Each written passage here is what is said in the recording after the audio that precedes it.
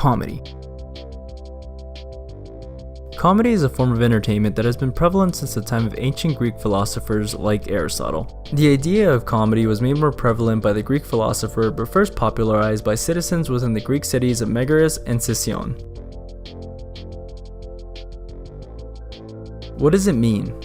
The term comedy originates from the Greek word komodia that derives from the word commodus, which roughly translates to comedy, amusing spectacle. Through a few more translations, we get to the word commodie, from Old French culture. Comedy is a form of entertainment delivered through humor and meant to invoke laughter. Whether it be in sketch format, theater, musical, stand-up, or any entertainment medium in which comedy can be displayed. Comedy is and was seen as a contrast to tragedy. In the past, poets would either write about tragedy or comedy with no real in between. An example of this from history comes from our good friend William Shakespeare. As far as comedy is concerned, the story All's Well That Ends Well is possibly the most famous of them all. In short, the story is a tale about a young woman who falls in love with a man who's kinda mad about it, but gives her an opportunity to marry him if she can devise a way to bear his children and manage to get a ring from his hand. The story, especially for its time, plays on the traditional stories of the man seeking the woman's love by all means necessary, thus giving it a comedic tone with role reversal. The title even suggests the attitude that the story should not work, but it does in the end.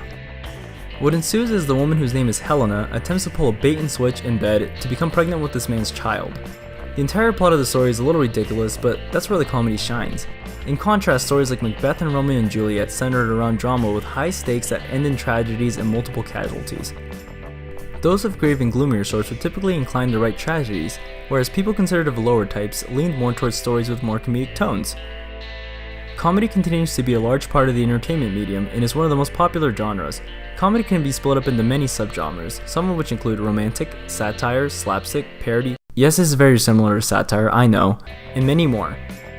While the movie genre is the biggest form of entertainment media, and most are all generally displayed through filmography, there are other forms of popular ways to display comedy. Stand-up is one of the simplest ways to display comedic content. There are tons of open mic comedy clubs across the United States alone. Many famous comedians get their start doing open mics for a good while until they obtain an opportunity to further their career professionally. The quote, "laughter is the best medicine," is a popular phrase and deserves such praise. An article published by Help.org describes the physical and mental benefits of comedy.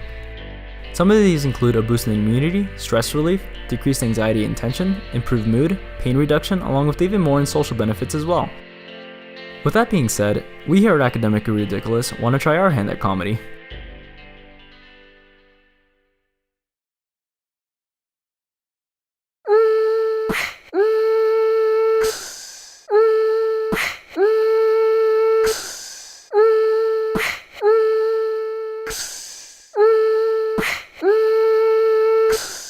Field test.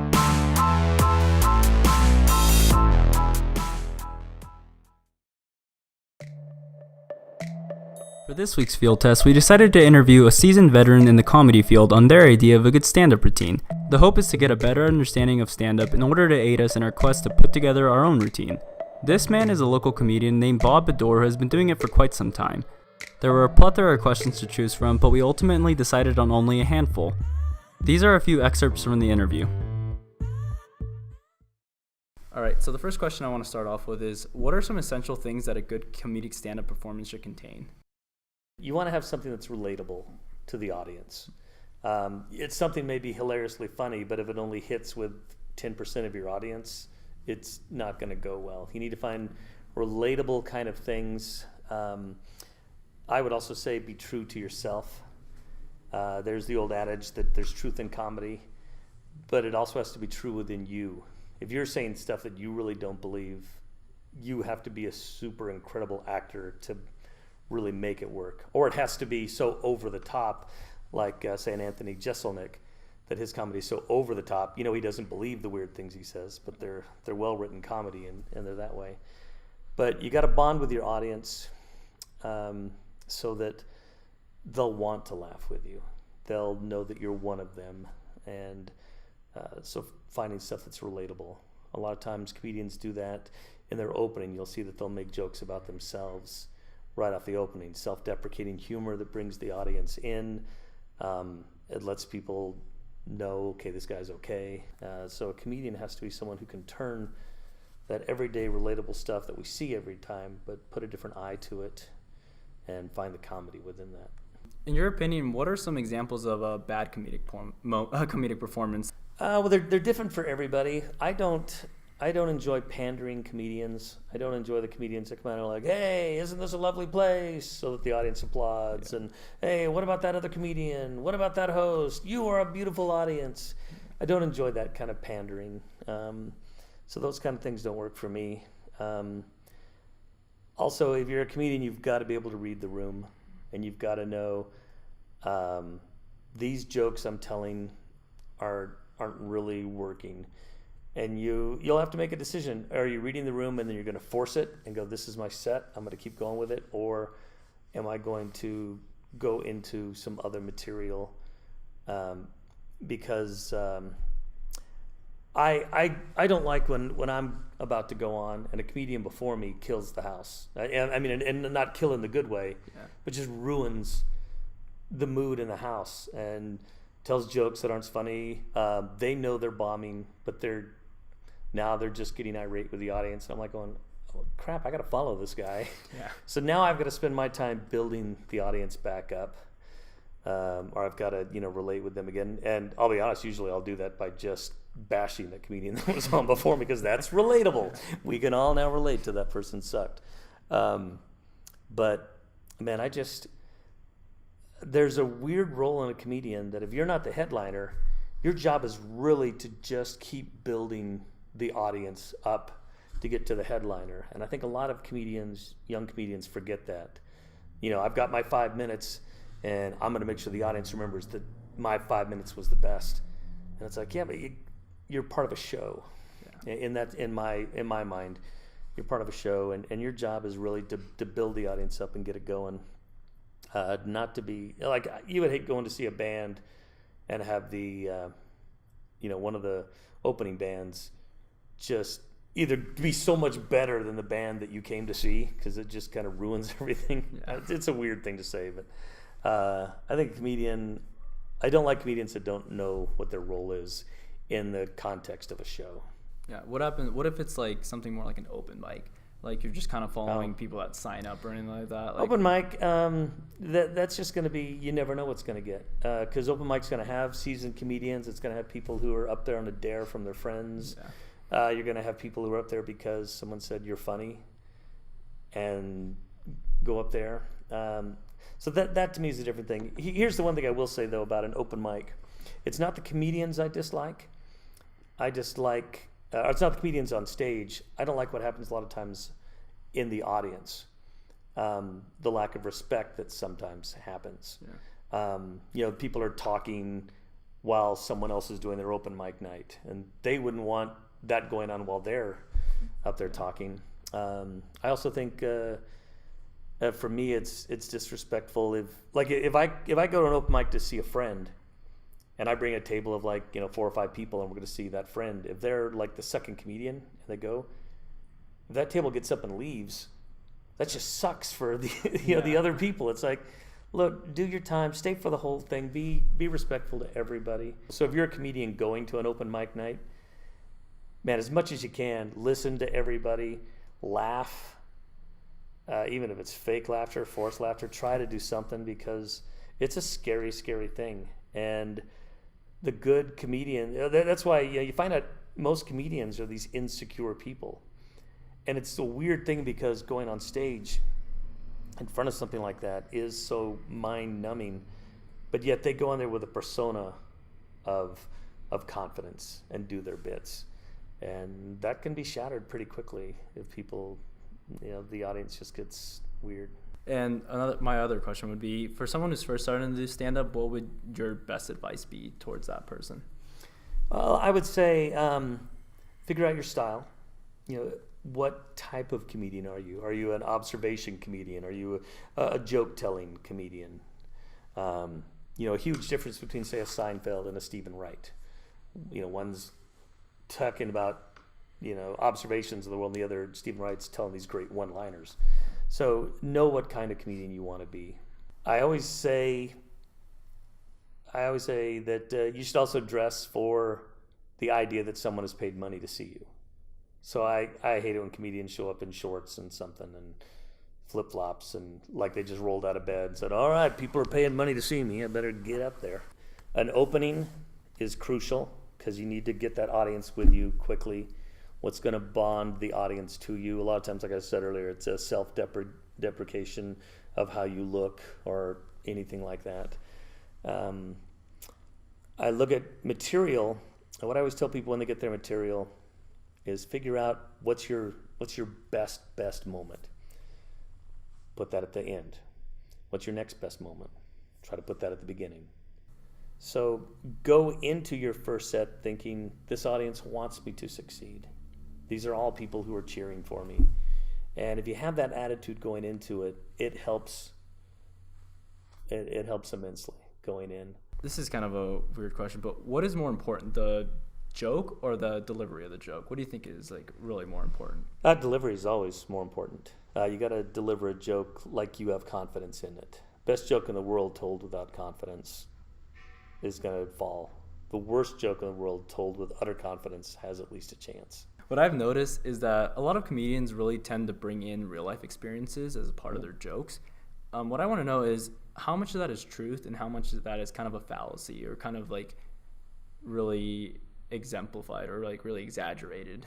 A lot of times it's exaggerated stuff. Yeah, it all comes from a real point. I tell this joke, one of my favorite things I tell now, and one of the things I'll wrap up most of my shows with, deals with my son asking me what a virgin is, because he saw it in a sign. And that really happened. And I was totally just, blah, blah, blah, I don't know what to say.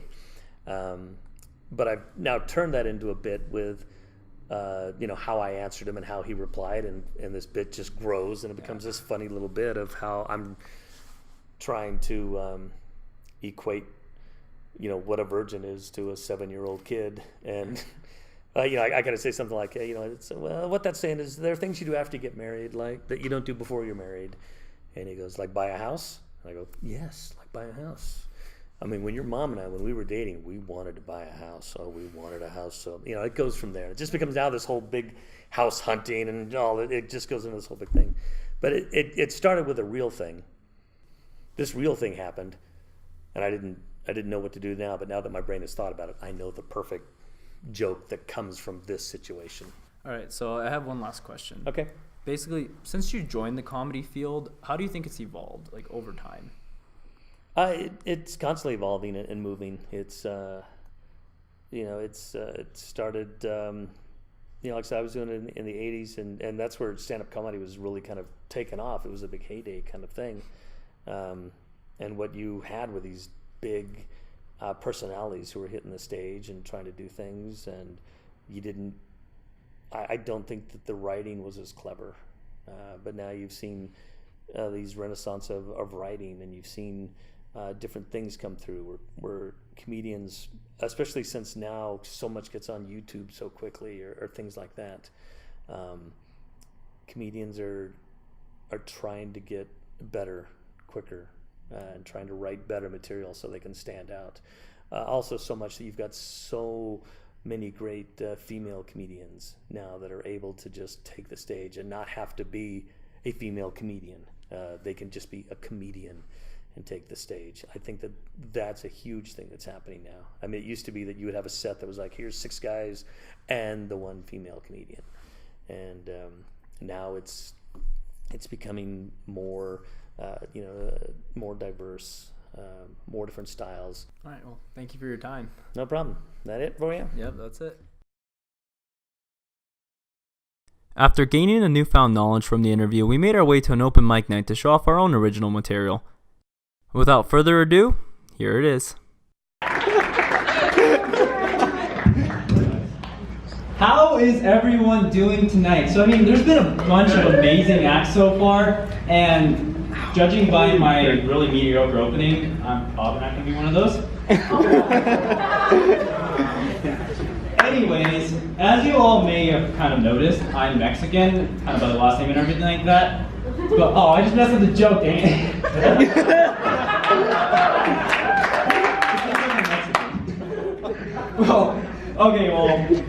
Basically, there's this really weird notion with Hispanics that basically every single Hispanic is Mexican.